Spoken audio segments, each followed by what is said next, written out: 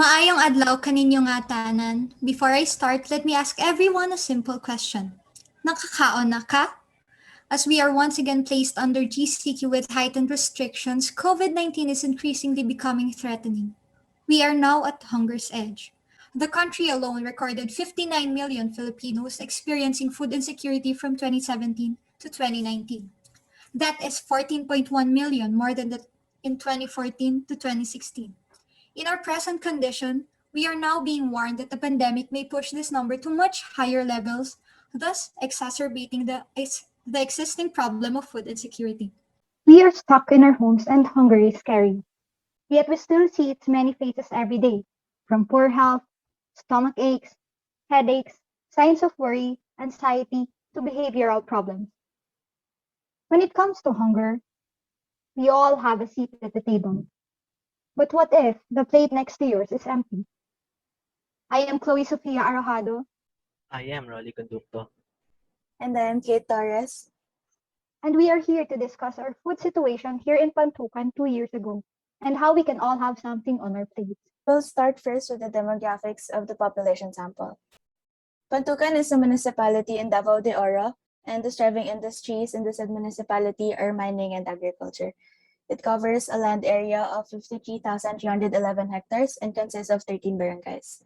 Currently, it has a population of 90,768, and it is classified under Level 3 of the Integrated Food Security Phase classification by the Food and Agriculture Organization.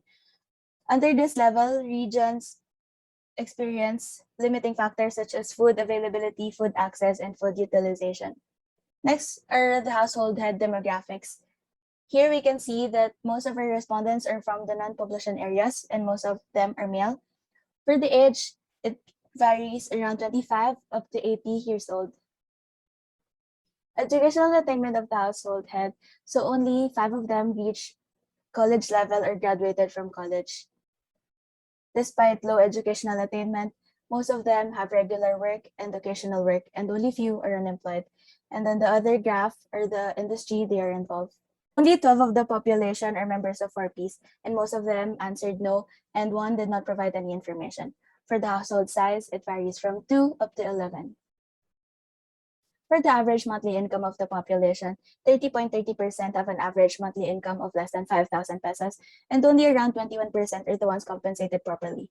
From our research, 391 is the minimum wage for the region, for the Davao region, for industry under agriculture. And so only those who answered around 11,000 and above are the ones compensated properly. Here is the summary of their weekly food and non-food expenses. So their weekly food expenses have an IQR of 996.5, and their weekly non-food expenses with an IQR of 1,487.18. Moving on to the food security status of Pantukan. Food security, as defined by USAID, is a state in which all people at all times have both physical and economic access to sufficient food. From here on, I want you to lean in on the situation of food insecurity in Pantukan from September to October 2019. To better understand this, there are 4 types of indicators to characterize and explain changes in food insecurity at the household level. Firstly, we have HFIA conditions. They provide specific disaggregated information about the behaviors and preparations of the surveyed households. From the survey, we have gathered that 84.8% worry about food, 78.8% are unable to eat prepared foods, 75.8% eat just a few kinds of food, while 75.8% eat foods they do not necessarily want. We have 57.6% as households eating a smaller meal than usual, 31.3% for eating a fewer meals in a day. And then we have the consequences of food insecurity that were felt by 24.2% of the respondents because they felt hungry at bedtime. And luckily, no one gave up at eating for a whole day and night. For the second indicator, we have the domains. They provide information on the prevalence of households experiencing one or more behaviors in anxiety and uncertainty, insufficient food quality, or insufficient food quantity and its physical consequences. From our data, we have gathered that 85% of the household experienced food anxiety and uncertainty, while 79% suffered insufficient quality of food, and 58% had insufficient food intake and experience its physical consequences. For the third one, we have the scale score. This is a continuous measure of the degree of food insecurity in the household. The higher the score, the more food insecurity the household experienced. The lowest score we have is 0, which meant that at least one respondent did not experience any type of indicator that I said previously.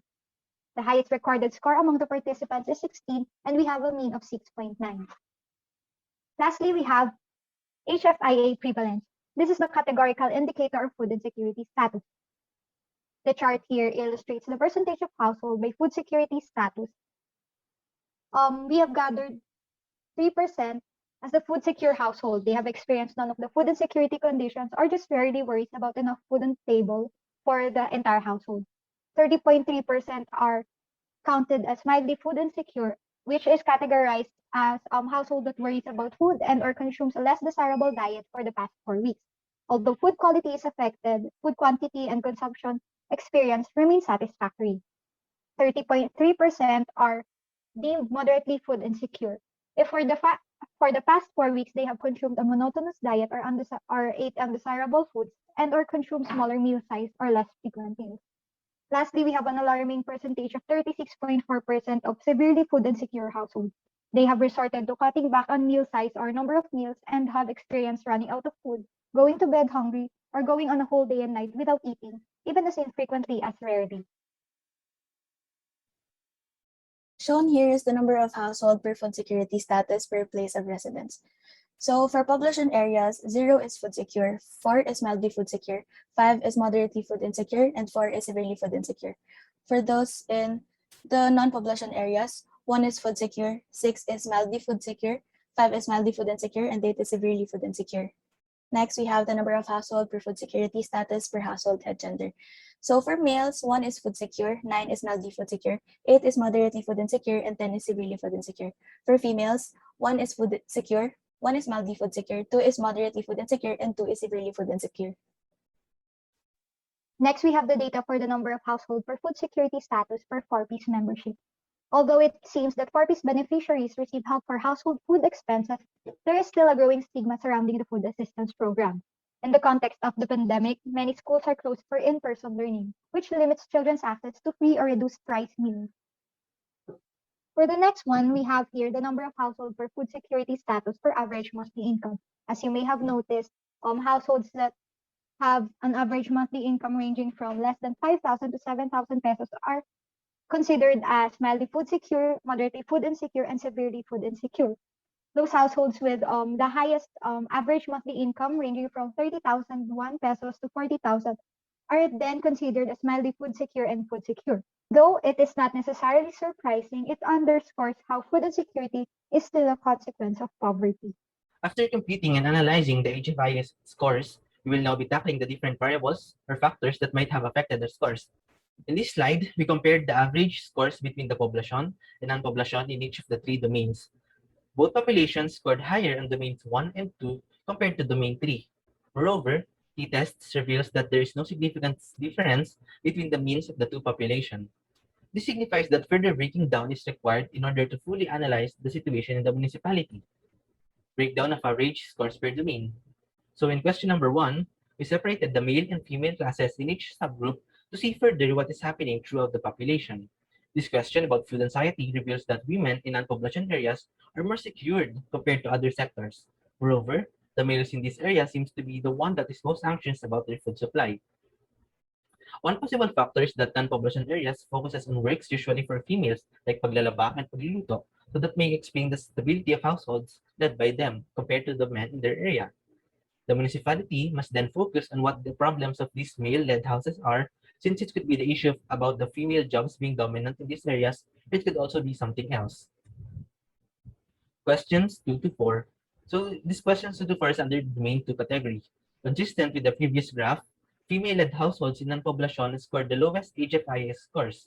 Scores on the population people, meanwhile, are higher, and this may be due to living in an urban area where families are used to delicious and high-class foods, so this may have affected their desire for higher quality foods, since category 2 questions is about insufficient food quality. Questions 5 to 6. In this question, thus gaining a score of 1 puts the family in a moderately food insecure status, so the graph reveals that the population females must have higher chances of being in a moderately food insecure status. Question 7 to 9. Despite scoring relatively low in the general outlook, female-led families in Poblacion has higher significantly scores in this category compared to others. This also reveals another vulnerable part of the community. So what variables could have contributed to those scores earlier? For our first graph, we plotted the average HFIS scores versus the years spent in school. We tried to check if the years of education received by the household heads affect their family's HFIS scores. The 1 to 6 here pertains to the elementary, 12, while 7 to 12 to high school, and 13 plus to college.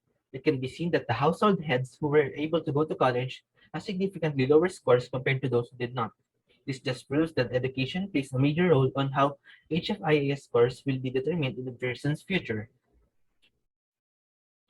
Next will be the HFIAS scores versus monthly income.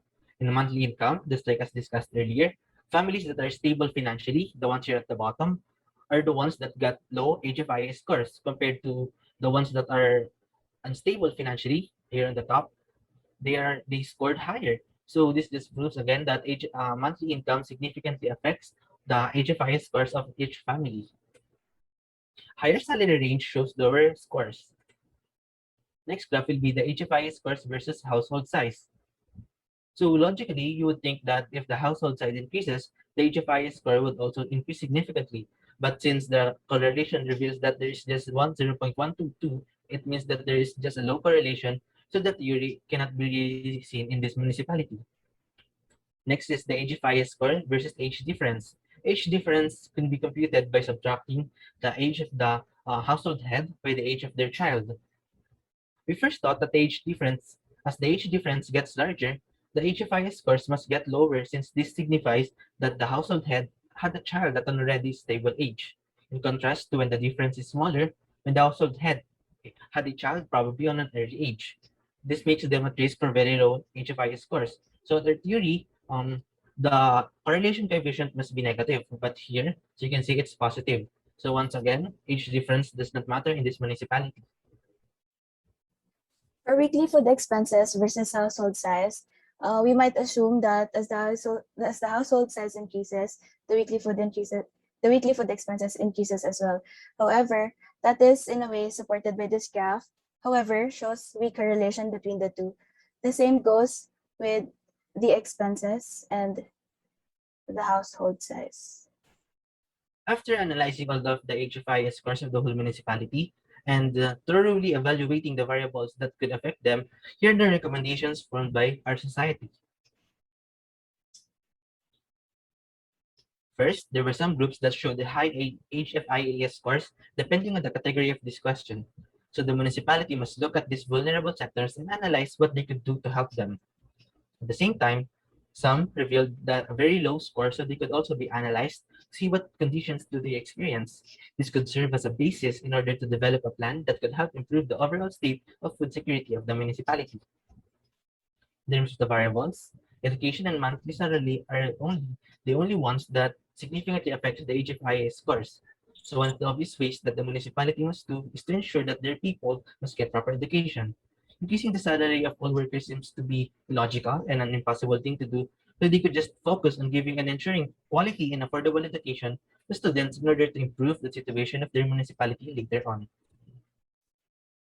Vulnerability can be thought of as a continuum. The higher the probability of becoming food insecure, the more vulnerable one is. Hunger is a cycle, and the food insecurity and lack of healthy foods affects every stage of life and traps people in this cycle, and can be passed from generation to generation. To prevent it, we must target the root causes. And because everyone has a seat at the table, everyone is part of the solution.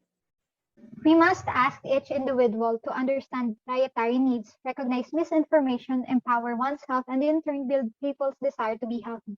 The solution always starts at home. Families must be informed about dietary needs, help shop healthy and budget-friendly meals, and prepare food safely and hygienically. Communities may also take part in the solution by making better use of traditional and local foods, showing support to food producers, marketing healthier foods, providing access to social welfare programs and healthier meals and snacks for students, and most importantly, influencing decision makers to implement policies that maximize food production and promote healthy diet at the same time. Perhaps the most important action for us to do is to advocate our causes to national level. We must call out the government for the need to regulate harmful food advertising, integrate food and nutrition education into national policies, and to support healthcare system and food and agricultural systems. As a nation, we can also dismantle the social stigma surrounding food assistance programs. We have to go from feeding the hungry to solving hunger. We have to reframe the conversation about food insecurity so that hunger is no longer on the table and solving hunger is. Maybe once we finish solving hunger, we can go from feeding Davao de Oro to nurturing Davao de Oro. Rise against hunger. For donations and hotlines, here are some trustworthy organizations for battling hunger.